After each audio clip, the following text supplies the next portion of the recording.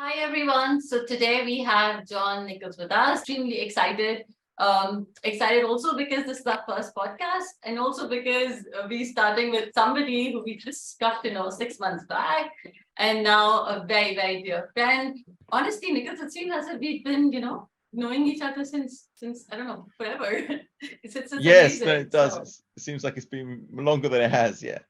I see that you've been the office bearer with TTS since more than 12 years now. So first as the vice president, then probably the director, and now the president, and of course been with the education industry for so long. We would really want to know, and I'm sure a lot of people would want to know how, your journey has been overall and how life has treated you. Yeah, I mean, it's been a long journey all the way from classroom teaching quite over 10 years ago, through the tuition sector, being a tutor, doing character education programs, e-learning programs, working internationally, and now obviously I'm as president of the Tutors Association, and hopefully making a big difference there as well. So yes, it's been a long journey. And when I look back on it, there's been a lot going on. It's been action packed and very, very busy. But yeah, I think it's definitely left me in a place now where I'm hopeful that I can contribute a lot to lots of other people. Oh, yes, yes. We actually, a lot of people have a lot of expectations from you, and of course the bar is too high. So yeah, absolutely, yes. Haris, would you want to? Yeah, so Nichols, I think we met a few times. I remember the last time we met was in that Lebanese restaurant after the guest conference. But so even though we've spoken about sort of different topics, which we'll cover in this podcast, but what we've never really asked you is, and I think Misbah just touched upon is your journey. So from university, how did you get into the world of tutoring and then eventually the Tutors Association? So if you can sort of take us through from that time. Yeah, absolutely. So the whole reason I ended up in education at all was because I didn't become a pilot in the Royal Navy. So originally I was supposed to leave university and go straight into the Royal Navy as a pilot. Unfortunately, there was some admin mix-up. So when I spoke to them at the end of my university course, they said, "Oh no, we didn't save your place. We were supposed to send some other form." I was like, "Oh my gosh, right, what a load of old rubbish." So I was like, "Well, I have to do something instead before I go back and go through the process again," which was my intention at the time. So I applied to join Teach First because it sort of it was one of the few graduate industries that explicitly advertised itself as teach for 2 years, and then if you don't like it, go do something else. And I thought, well, that gives me 2 years to sort of apply to be a fighter pilot again or whatever, and to go back through the process. So I was like, oh, I'll just have to do it again. Anyway, so I went into Teach First, and I was a science teacher in Kent, in a relatively challenging school in Kent. And then it was from there actually that I then sort of started working with an educational social enterprise called the Brilliant Club. It places PhD tutors in schools. They're not quite big, but I was their first ever employee. The guys that founded that were great. And which year was this? What year? This was, so I started working with them. Well, I actually worked with them in 2012. I remember in the Olympics, when the Olympics were in London in 2012, I was their program manager for the summer. So the two co-founders, for whatever reason, were taking a break after a very long and busy period setting this up. And this was sort of I was their sort of delegated guy to sort of run the summer programs they were doing, where some teachers were coming in to create new programs for them. And I remember managing that at the same time as the London Olympics. And then from there, I had a contract with them that got extended and extended. But then from there, I went into tuition, partly by accident. Someone's recommended it to me. And then, yeah, I was in tuition for a long time since then. And yeah, the story continues. But how did you end up? So I remember before Tutors Association, it was under a different umbrella. And I did apply for a association, which was called by something else before Tutors Association was formed. So how did you, what led you to the TTA, and then eventually you assuming or getting like in his office as the president? How did that all come about? Yeah, interesting. So TTA is actually relatively young as a professional body. TTA was founded in 2013. So literally, I was fairly new as a tutor, but I'd obviously had this background as a classroom teacher already, and I wasn't completely new in education. So I remember TTA was founded in October 2013, and I was at the launch event. I remember distinctly that Tom Marr, the first president, was speaking at the launch event as well, as was Graham Stewart, I believe, who was a minister for something at the time. And TTA was founded, and I obviously didn't know anything behind the scenes at the time. I just turned up. I think I was the 33rd member. I remember having a M033 on my. I'm 55, by the way. You were 55. Well done. Yeah. So as far as I know, I could be wrong with I remember. Yeah. No, but it was, so I was quite keen on the prospect that tutors should be represented in some way, because there's no natural representation for tutors otherwise, and it's quite a distinct professional activity, right, compared to teaching and compared to schools. It's not the same as those. So I was at that point a member of TTA, a robust supporter, as it were, of TTA, but I didn't have any intention at that time to hold office or anything like that. And then over time, I was doing a lot of tuition over the next couple of years. So I mean, I used to work something like 6.5 days a week sometimes. So it was very, very busy at times. And I was then running other education projects as well at the same time in the background. It's actually only in 2019, March 2019, when a colleague of mine, Adam Nichol, who was one of the previous president, in fact, a very successful president who helped to grow TTA very substantially, very much an unsung hero in the tuition sector. Yeah. Well, I would sing about him, but he did an enormous amount, and he persuaded me. He was the outgoing president. He was going to be leaving as a president and as a director, and he persuaded me to stand to be a director. And at the time, I was actually in Vietnam. So I have these memories of running around the hotel in Vietnam where I was there for a trade show, and I was sort of trying to get these forms printed and signed, and I had to try and arrange of calling people in the UK as who's going to second me and all this sort of stuff. And I did it. So I did manage to get all the forms in on time after all this sort of hustle and bustle in a hotel. And then I was elected as a director. So then that's the next step of the story. And then from there, in February 2020, I became the vice president. I was elected vice president by the board. But obviously, February 2020 was ominously close to what we didn't know what was coming at the time with COVID. When I was elected president, and something near the beginning of February 2020, everyone was talking about this weird Chinese disease, and goodness knows what will happen in the future. And then obviously, a month later, there's cases in the UK, and then the government's gone into lockdown on an unprecedented scale and all this stuff. So I found myself suddenly didn't seem to be anyone else to do it. So I said, well, why don't we do some YouTube videos and tell people what they should do because tutors are panicking. They can't work like everybody else, right? And obviously we saw a huge shift of tutors moving online. Before that, people had all sorts of reasons not to try tutoring online, and it will never be the same. This, that, all the other. You can't sit there and look over their shoulder, what have you.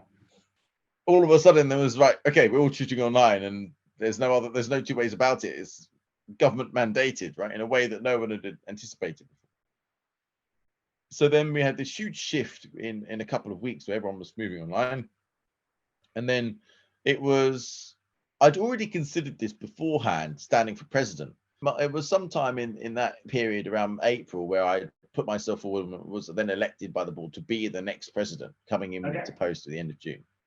And between April and May and June, when I became the end of June, the beginning of July, when I became president in 2020, that was obviously the time when the national tutoring program was being set up, so at a very high speed. It was an incredibly busy time, because obviously there was all of a sudden the TTA was trying to engage in all this lobbying, which it hadn't previously done to the same extent. I mean, previous people have been involved in sort of growing the membership and sort of trying to make TTA into a viable and long-running organization, and now we're in the position of actually pushing to have a serious voice at the highest levels of government, which we did.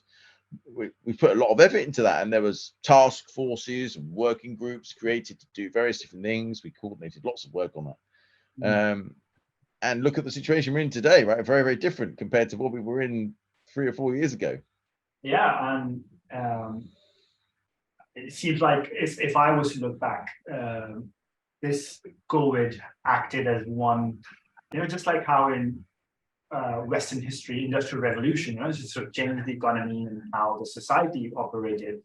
It gave birth to, the women voting rights movement and all that. I think as far as tutoring industry is concerned, it would be fair to say that COVID and then the subsequent national tutoring program, which is the first time the government has brought tutoring to mainstream, it's an era. It's a start of a new era. And then now which I think is linked to the government's attention, which what activated the EAS, which is the right thing to do from a sort of agency workings point of view, but I think it was linked to the attention that COVID brought to tutoring. But just on that point, what we also wanted to ask was, and before we move to the next section, about the TTA in terms of its current workings, would it be fair to say that the EAS and the subsequent compliance? I would say the TTA is a very forward-looking organization. We're always looking ahead to try and make sure that we take advantage of the opportunities that are coming up next, rather than dwelling too much on the things that have come before. So EAS is the Employment Agency Standards Inspectorate.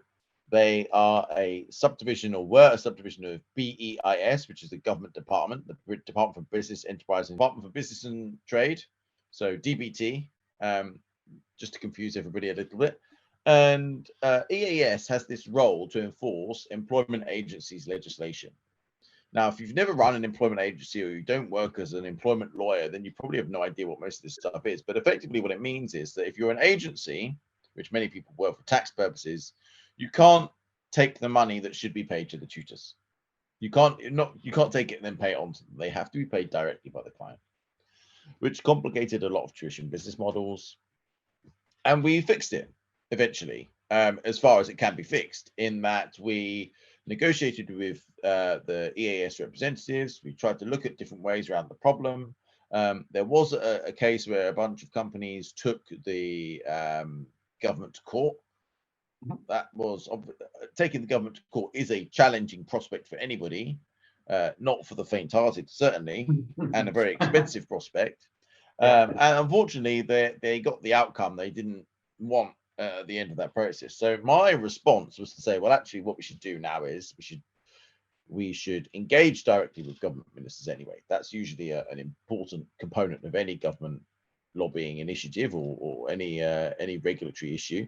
Engage with government ministers and engage with the EAS and ask for a grace period, a compliance period, which we did. So we had until it was extended, but eventually what happened, and with help from some colleagues within TTA, who much esteemed colleagues who we're very grateful to, we negotiated to have a grace period, so the implementation basically would be up to the 31st of December 2022. So all companies had until the end of December 2022 to become compliant. Yeah. And TTA then worked with a number. There were 2 directors brought in, so Nathaniel McCulloch and Charles Bonus were brought in as directors to help manage this process. Charles Bonus came up with an innovative way via which people could do split payment mechanisms, and we produced a whole set of contracts which then people can now purchase as an add-on pack at a highly subsidized rate if they're members of TTA. And so we pushed that so we could fix that problem for most members in an affordable way, right? This pack cost something £1,000 or something to put together, which is probably a bit more than most tuition companies will be able to fork out at a moment's notice. But fortunately, we were able to do that by acting quickly, aggregating interest from across the sector, seeing who needed this kind of thing. And so we've been able to offer that to people for less than £1,000 so that they can have all of the compliance pack together.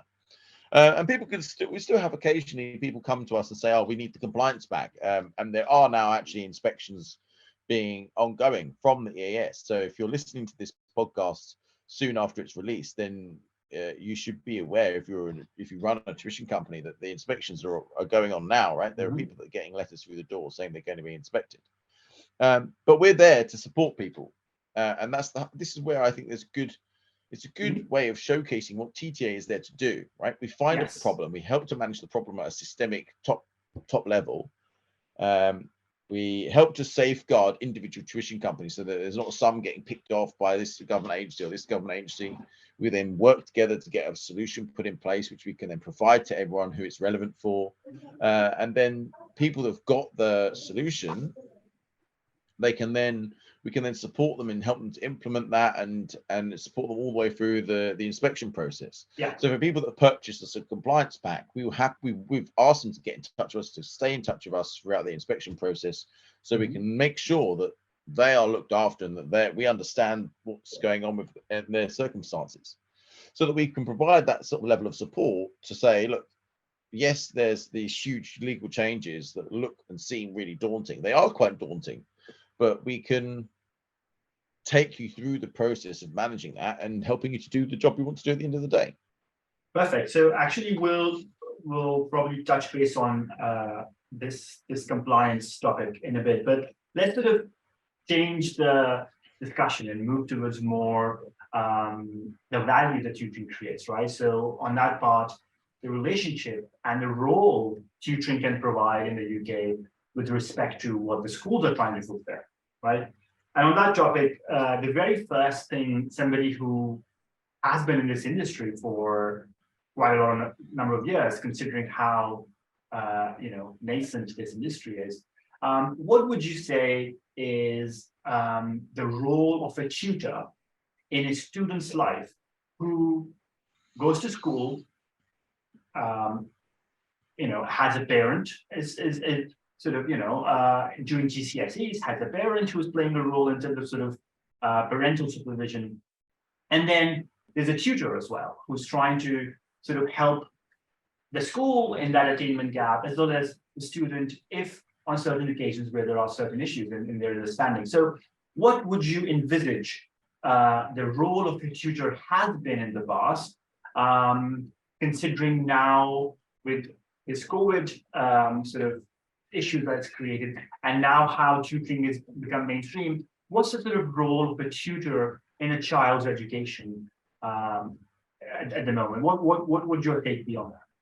Yeah, so I think the first thing to say is I don't think the role of a tutor per se hasn't really changed as a result of COVID, but the way in which that role is perhaps executed a little, especially who is going to be the person contracting the tutor, which has just changed, because now much more frequently the school will be engaging tutors directly, rather than only individual parents. But tutors have always had a fundamental, fairly simple goal, which is to ensure the learners can succeed, to ensure the students can succeed, right? And tutors are in a position which is enviable from a teacher's perspective or from an education perspective, in that they typically have very few students, but they can then focus much more on personalizing the educational delivery to each particular student. So in the case, you'll have students where they'll have particular needs, and if let's say you're a tutor that's teaching 3 students at the same time, which is typical as part of the NTP, 1 to 3 tuitions, quite standard. Then if you've got these 3 students, you can pay a lot more attention to their particular needs. Your lessons will be a lot more responsive, a lot more fluid, and a lot more flexible to those particular students' needs. If they all don't understand a particular topic, or if 2 of them don't understand a particular topic, you're going to need to focus on that, regardless of what you turned up to plan to deliver.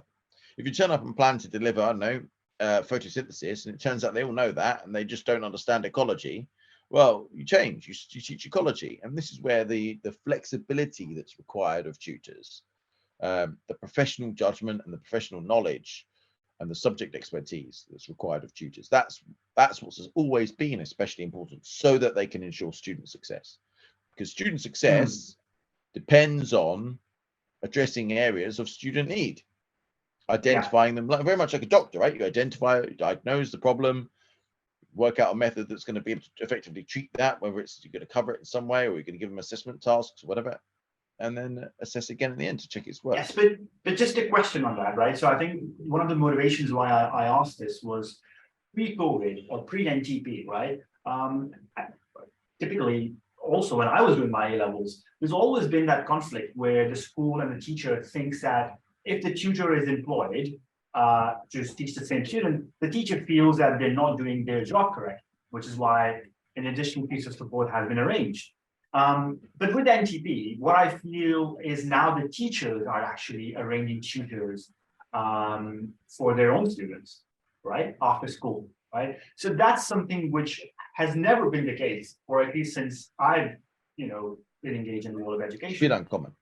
Yeah. So now the teacher has become the facilitator instead of the parent being in the middle of this support triangle. And the teacher is now actually the one initiating, whether through the parent or directly with the school, for that student to be provided with a tutor. That's something unprecedented in what I have seen so far. And so that was my motivation in asking is, given this wind of change, and God knows how long NTP, sort of changes into or what it evolves into, but given this change of mindset has been initiated in the schools in the UK, right?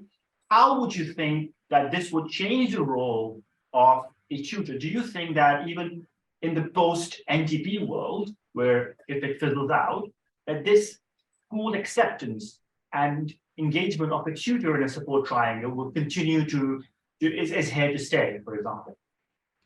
Well, I think a lot of that still remains to be decided and seen, because it will depend on school budgets. It will depend on a whole range of things that are not yet quite ironed out. It will depend on future government policy, and future government policy will partly be dictated by obviously what happens in the general election, which will take place in less than a year's time, perhaps. So I think we've got there'll be a lot of things that are yet to be seen. What I think is undeniable is there's a lot more awareness amongst teachers of tuition, and it's less mysterious. It's less of I think you'd be hard pressed now to find a teacher that says, oh, tuition is just this thing that some rich kids get. I think that it's dispelled the myth that tuition is some sort of niche, weird thing on the edges, or in the secret in the shrouds that's being done, and it doesn't really belong in education. Yeah, it's some sort of weird dark art thing. I mean, tuition is a viable educational technique, right? It's just teaching on with a smaller number of students, but in a more intense and different and more flexible way. And I think there's now an understanding and an awareness of what tuition is, and its place and its uses within the education sector more broadly.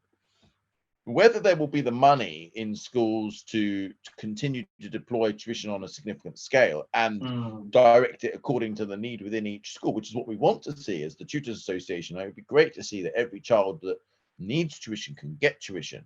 And it'd be great if schools can be the people that orchestrate that. But I think what we can't anticipate is how much money will schools have to do that. Will there be a national tutoring program, or will it just be up to schools if they've just got a bigger pot of money to decide how to apportion that? Some schools already have, and going forward, some schools will choose tuition as a part of what they do for their students. Some schools won't, perhaps. And it will be up to the school by their decision. And if it's not necessary, it doesn't work for them, then fine, maybe it's not the right thing for them. But tuition implemented well has long been understood to be highly effective. And we know the NTP has had its problems, but there are a number of very, very good NTP providers who have been able to put in place very effective programs. And we would love to see that continue for the students that need it most. So on that note only, because having established how important tutoring is, and also knowing that it has always been a niche that it has targeted, and probably it has always been luxury for people who could afford it, and that's where we came in with our slogan. But yeah, so what do you think with the living crisis that's going on, the living cost crisis that's going on? I mean, you've never seen 10 to 11% inflation, and the world is again on the verge of recession, and everybody's talking about it. Where do you think tutoring would go? I mean, how many people would be able to afford, and considering what happens with NTP and what happens with government budgets and what is given to schools next year, assuming everything goes well, wow, But if, let's say, nothing goes well, and where do you see this going? And well, what do you see with people who really are not able to afford it? So where do you see so education absolutely. standards? Yeah, I mean, absolutely. There is pressure on tuition companies right now. This is kind of the toughest time. Schools have got very constricted budgets. They can't, in many cases, they can't afford to use the tuition grant subsidies they get. So the way it works with schools, they have a tuition grant, but they have to use some of their own existing budgets, and the tuition grant can only top up so much. And that's going to drop off from 60% to 25% next year. So that's going to be a real impact for a lot of schools. A lot of schools will say, you can't pay 75% of the cost from my existing budgets. And that's going to be a real problem. So I think there is a cost of a living crisis, which means that very much the majority of tuition, which is to families that are not necessarily extremely wealthy, but they choose to dedicate and invest some money into their children's education. They choose to do that through tuition to target specifically areas they need help. They are more price sensitive in general, because they are seeing the cost of a lot of things go up, and perhaps their own pay packets don't go up by as much. And obviously that's going to have an understandable pressure on their finances. So you are seeing a lot of price sensitivity in the market. A lot of people expecting to get bang for their buck, so they expect value for money. And obviously there'll still be the relatively high level stuff with much more affluent clients that aren't very price sensitive and are never going to be very price sensitive. That will still happen in the background, but it's a minority of the tuition sector. It gets a bit more press exposure sometimes, but actually in reality it's only a small part of what's going on. The vast majority of tuition in the UK, and I would suggest probably most parts of the world, the vast majority of tuition is to what you would call normal families with their children, and they have some disposable income, but they want to get some benefit for their children. They want to help their children as much as they can. And there is a squeeze in there where they can't necessarily invest as much as they might want, or they want to make sure that what they do invest, they get a return on investment for. And I don't blame them at all. So yeah, the pressure on there being affordable but effective and impactful tuition, where they can see the benefits, they can be able to track how the tuition's going. The tuition uses different tools or resources that they can access, that kind of thing. I expect that trend to continue. I mean, there's already a lot of evidence to see that started to happen anyway. But a lot of parents who've not necessarily got a lot of disposable income want to see that if they invest several £1,000s on a tuition program, they're going to see an impact. Yeah, absolutely. So I mean, on that note, to be honest, one of the goals has been, or it seems to be, the leveling up, right? So the disadvantaged happens to be, I mean, the one that benefits the most from tutoring, right?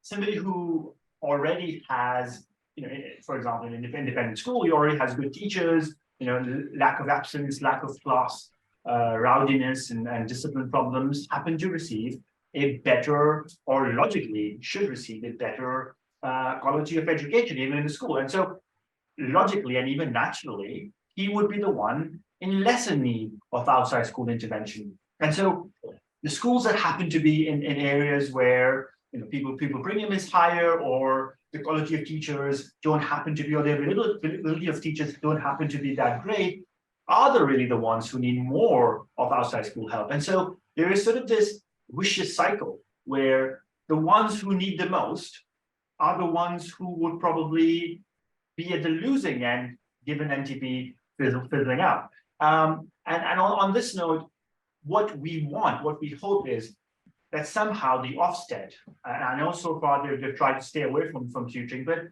as part of the Department of Education's goals of leveling up the performance across the country, and not just with certain pockets where the performance indicators are higher in terms of its education attainment. As part of this leveling up, I think as TTA, and I want to hear your opinion really, is now that the tutors have got a foot in the door through this NTP, is there a way, and if there is, what can we do about it, such that we identify that if we take away this tutoring, we are not only going to move away from the DFE's goals of sort of leveling up, but also cause the same issues that arose in the past. There was this vicious cycle to sort of start again. The school not performing well, the parents don't choose to send their kids to these schools, and then the school sort of stays in this lower bracket of that ratings. And so I hope, and I want to ask you your opinion, the fact that tutoring has got a door in this support mechanism, what can we do such that even after the NTP, that this support mechanism remains in place as part of the DFE's attainment agenda?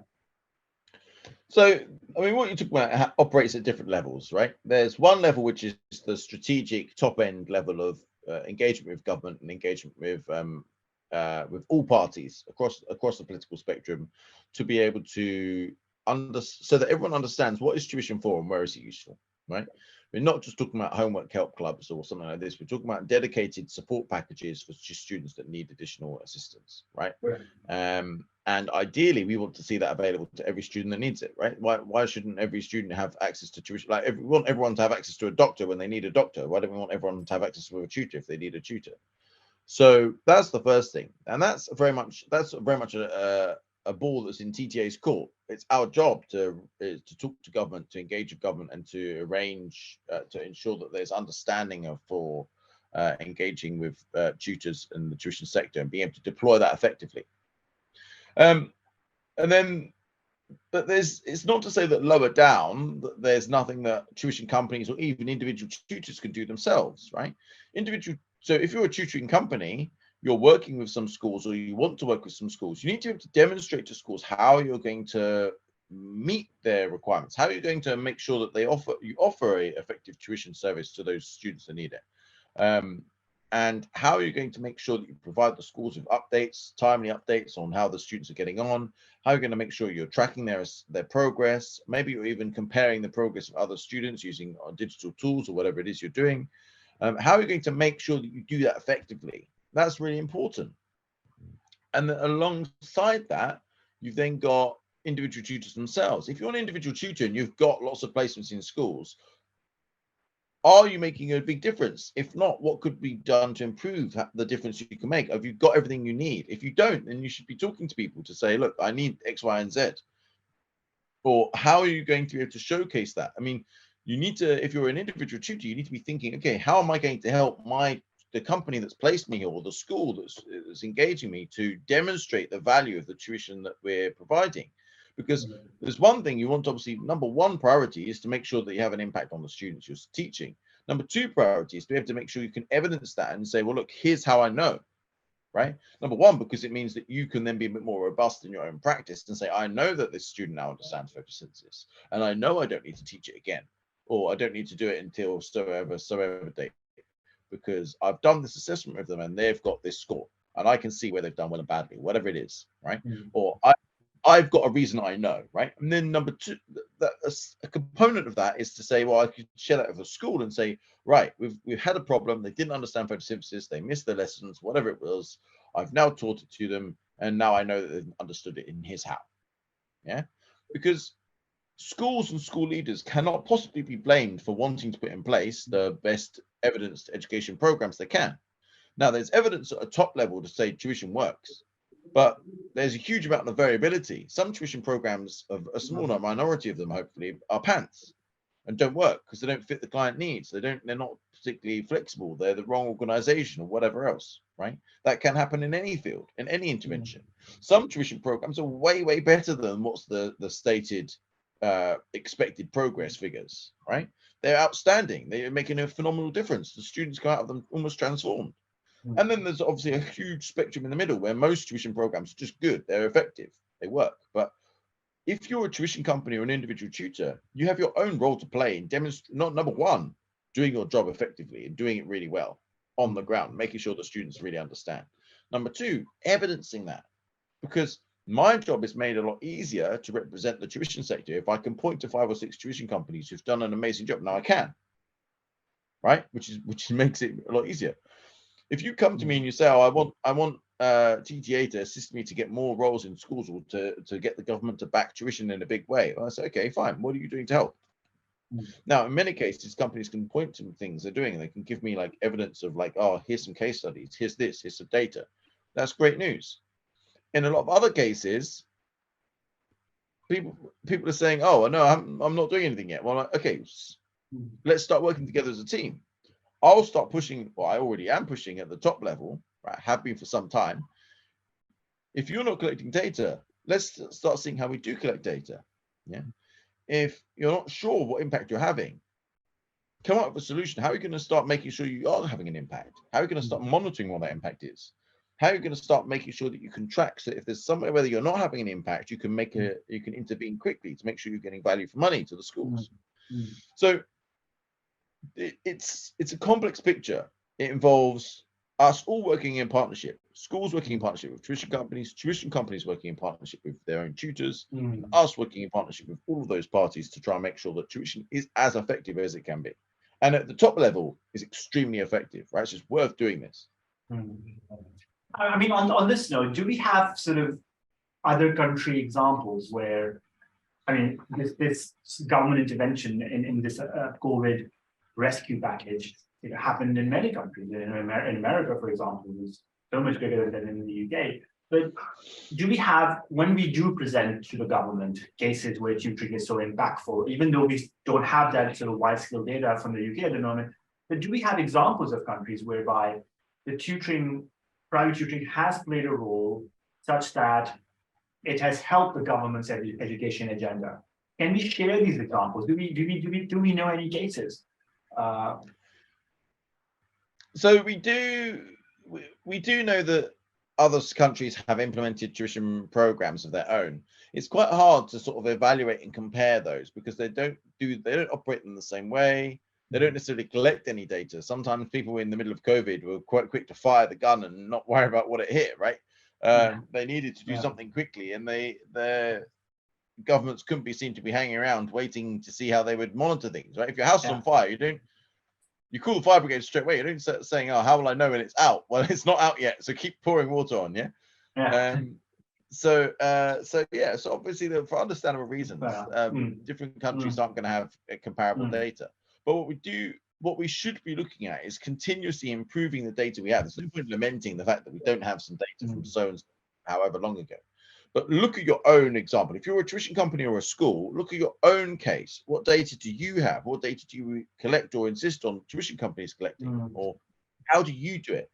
If you can drive your own practice to be better, then you can still learn from others, right? There are some tuition companies that are out there. They're doing baseline and endpoint assessments. They're really monitoring how the students are doing at the beginning, how they're doing at the end. Some of them even tested the middle. They're really trying to get data on how well students are progressing so they can provide it to schools, so they can provide it to parents, so they can provide it to students and say, look, you've done really well. Here's what you've done. Here's what you still need to do. So schools know what they've invested X pounds and they've got this back. This is what the students have done. This is how they've improved. And that needs to really become the de facto standard, right? Tuition companies working in schools need to be able to point to what they've done and be really clear about it.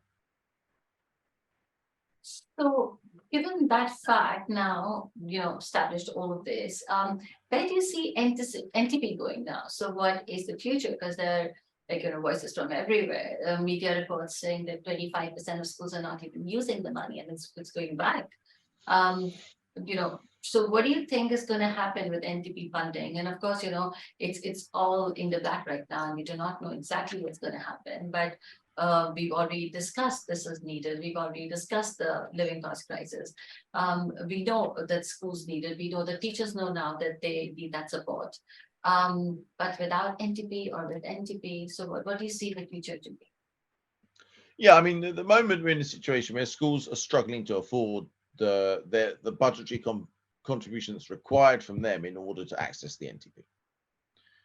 That's only going to get worse next year. And that's unfortunate because it probably sees a lot more money get returned to the Treasury because the system is not designed as we would have designed it. We basically said the best way to do this would be to have a a licensing process for tuition companies that are going to be able to deliver to schools, and then voucher schemes that eligible tuition companies can redeem against, but that would be 100% voucher scheme. So that if a school was given £1,000 of tuition vouchers, they could just spend that £1,000 of tuition vouchers on licensed providers, and the providers then have to meet certain criteria, like providing some kind of information on and data on what they've taught and how it's gone, right, and the evidence behind how effectively it's been delivered. Now, the problem we have is that wasn't the way it was operated for the first 2 years. The first year didn't operate that way. It was a bit had its own particular problems. It was competently delivered to some extent, but it excluded lots of very relevant tuition providers. The second year was a very big problem because it was run by Randstad and didn't go very well. And let's leave it there. In the third year, we've now got a model that's a bit more similar to the first, to how it should have been run in the first place, but we still have this issue where the tuition grants that are given to schools, they can't just go out and spend it on tuition and not touch the rest of their budgets. They still have to be dipping into all the rest of their budgets, and that's a huge problem at the moment. So I think the big issue we're facing at the moment within schools is they simply are struggling for funding in order to fund the tuition programs they would like to deliver. There will be a small minority of schools out there that say, "Oh, I just don't want to do tuition, whatever," right? Is it because the senior management team, they have an ideological problem with it? I hope not, but maybe they do. Is it because they have they've tried it and it didn't work? Well, who did they try it with? Why did it not work? I'll be interested to see why that was, because we would want to make sure we can prevent those kind of situations in future. Is it just because they're too busy with everything else? There's a lot on the school leader's plate. I accept that and I understand that, but then this is something which is supposed to help, not be an additional problem. And tuition agencies and companies should put in that help to make sure this is seamless for schools as possible. I think on that note, I think we can sort of touch on as sort of a last area, which is the with technology, what sort of challenges as well as opportunities that bring. And I think technology has embraced the gap that COVID caused. I mean, look at the virtual schools and the online schools. The amount of traction that they have gained in this is unprecedented. And more and more, I mean, previously homeschooling was the substitute if a child was having trouble in school. But now you see these online schools turning up and saying, you don't have to even, you're still attending a school, but it's just online. And so you get away with all that admin and sort of discipline and having a physical space. And even though that social skills element is being missed out, but nonetheless, this has gained lots of traction. And so with respect to online schools and virtual schools, what's your take on that? I mean, do you think that they are here to stay? They're only going to increase in their traction and in their numbers? Yeah, online schools and virtual schools are an integral part of the education landscape these days, and I don't see that changing in a negative direction anytime at all, really, in the foreseeable future. And that's good for parent choice. It's good for impact. If those schools can have a higher impact on those students, then that's a tremendous advantage. We know that some virtual schools in the UK are now subject to regulation by Ofsted. There's a specific regulatory framework for them if they meet certain criteria, and that's good. It's good to be able to monitor what those virtual schools are doing and to keep some kind of eye on it. But I see virtual schools as being an integral part of the education mix. For some people, they will work, especially for some people that have to travel very frequently, and it's going to be difficult for them to stay in one place, one geographical location all the time, right? Then virtual schools are an ideal solution, because then they can be traveling and still be at school, which is previously not possible. Obviously, virtual schools depend to a great extent on technology to make sure that the students are connected, that they can access their education, etc., etc. And some of the best virtual schools are doing an incredible job, right? They're doing a fantastic job. Like people like the online school are creating 3D models of schools, which their students can then navigate around. And it's fascinating to see what the innovation that's coming out of this part of the sector. I mean, talking a bit of innovation, what we can't miss is this AI, right?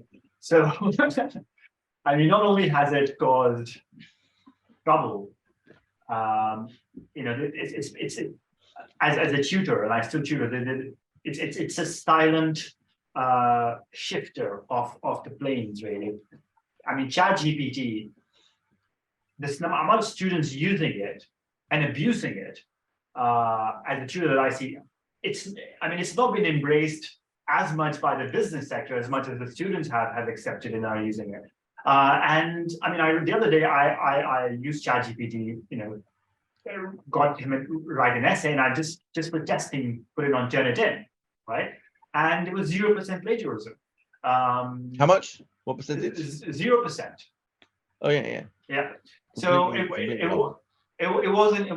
I mean, now I know Turnitin has sort of introduced their AI sort of indicator, but yet there are many ways that one can avoid it. And so in terms of abusing AI with respect to homeworks or exams, online exams, or even with essays, there's also this side where AI can be of huge benefit. I mean, Sal Khan the other day with Khan Academy introduced this Khan Amigo, right? So where AI is not giving you the answer, instead it's telling you how to arrive at the answer, right? And being this AI super tutor.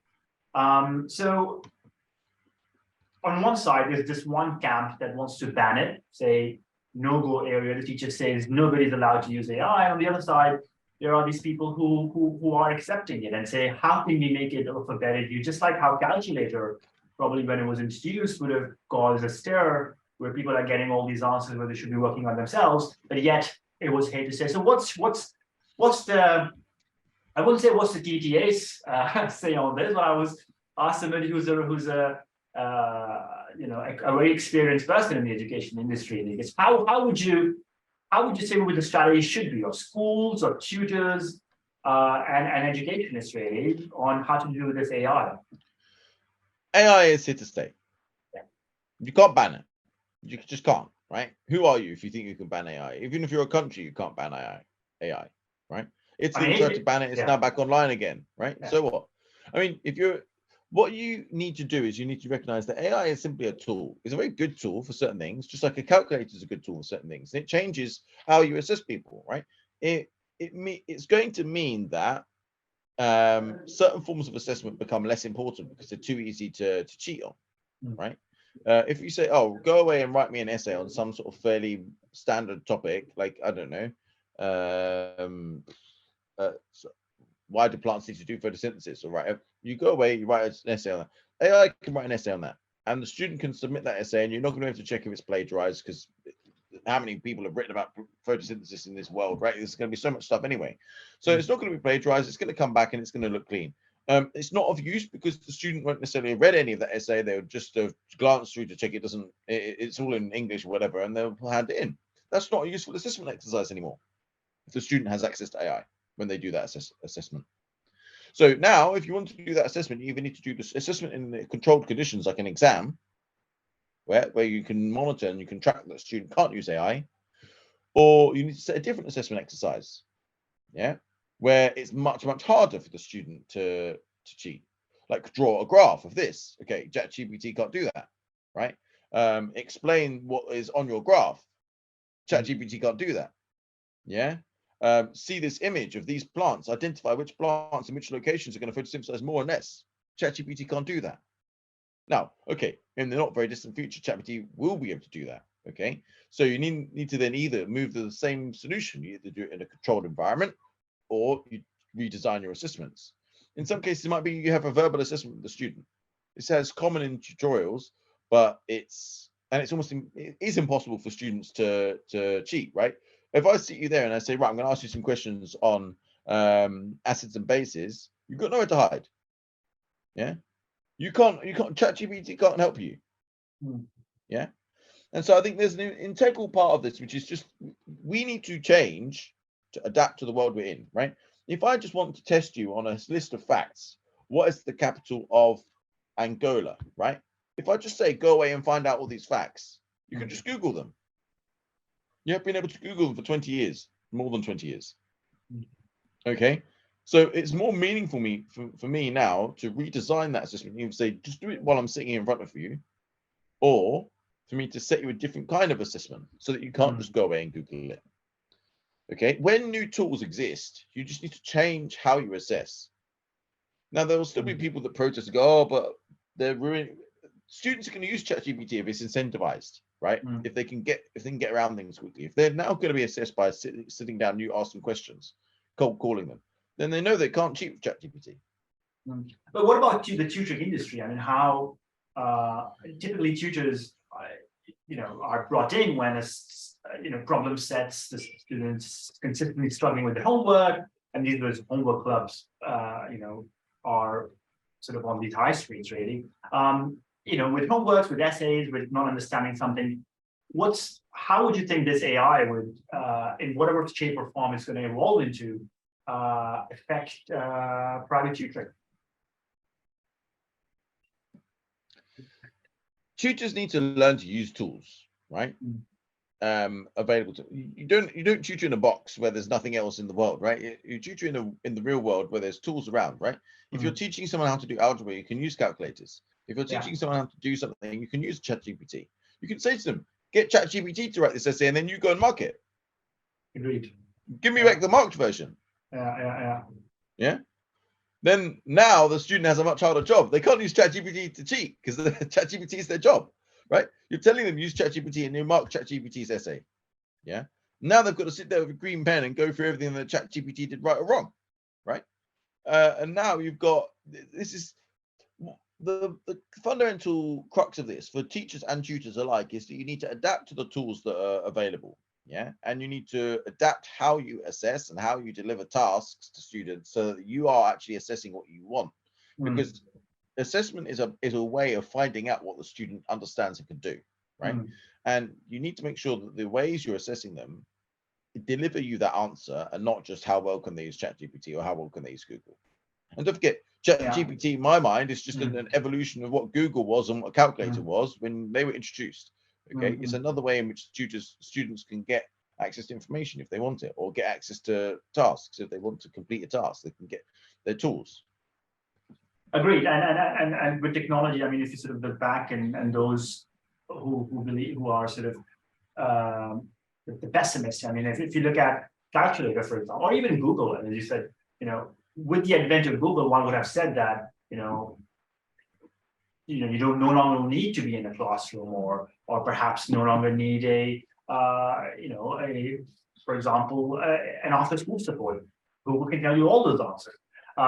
But yet it gave rise to new kinds of jobs. Just like how probably when car was invented, all the horse breeders lost jobs, but then it gave rise to new kinds of jobs, the mechanics and all those people, the car cleaners, and even with this AI, as you rightly said.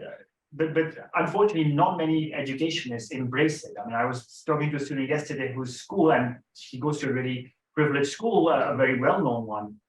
And the teacher was like, nobody's allowed to use AI, when in fact, the teacher himself was using AI to create lesson plans, right?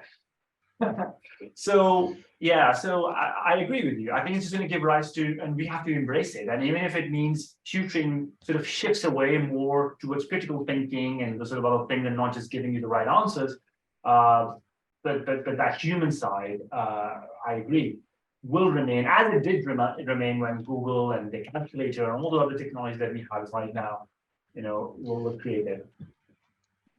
Don't forget, there's always going to be a market for people that know a lot of stuff and can use it.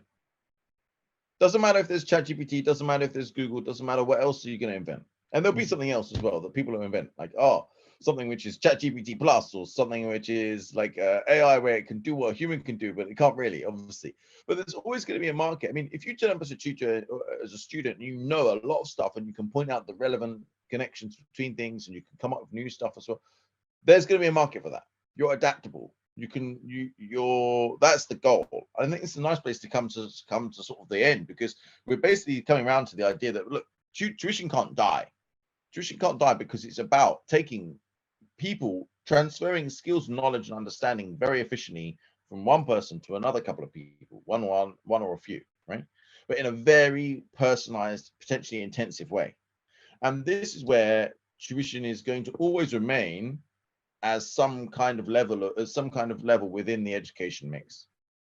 Yeah, people will always want tutors, and I've never heard anybody say, "Oh, I don't need my tutor to know the capital of France because there's Google." No one's ever said that to me. Yeah, I don't need my tutor to know how to draw out the photo system 1 in the light independent path or light dependent pathway in photosynthesis because Google can do that. Yeah, but they want their tutor to be able to know that, because then if the tutor knows that, they'll understand the connections, they'll understand it, and the understanding, and be able to convey that understanding to somebody else and to be able to test it and then reconvey it where necessary. That's what people want tutors for, because at the end of the day, they want their student to understand. And ChatGPT doesn't check to see if the student is understood. So ChatGPT is not ensuring learner success, and therefore ChatGPT is not doing the tutor's job. And I very much doubt we're anywhere near the point where ChatGPT can effectively do that. Yeah. And eventually it will get closer, and then tutors' job will be different. But it will never just be critical thinking randomly, or I mean, what we call human skills. It will always require a combination of knowledge, understanding, motivation, connections, discussion. Discussion. Yeah. Yes, wonderful. And this brings us to the close. It has been an amazing conversation. It always is. Yeah, it always is. Thank you very much for joining us, and we will be getting back to you very soon when this goes out, and we'll talk soon. Thank you very much. Thank you, John. If there's any sort of last words you wanna say to the viewers or sort of the education industry, I think it's just a case of, well, I mean, we've talked a lot about different aspects of the tuition sector. If you're interested in the Tutors Association or coming to some of our events, we've got the awards coming up, we've got the conference later this year, then please head to our website, the tutorsassociation.org.uk, and looking forward to seeing a lot of the podcast listeners in the near future. Perfect. And for the viewers, we'll put the link to Nichols's profile as well as the TTA's events which are upcoming, including the award show as well as the Tutors conference, which is probably going to be in October. So we'll put those links in the description. Thank you, John. Thank you very much for taking the time out. Lovely always to speak to you. Thank you. Thank you. Take care.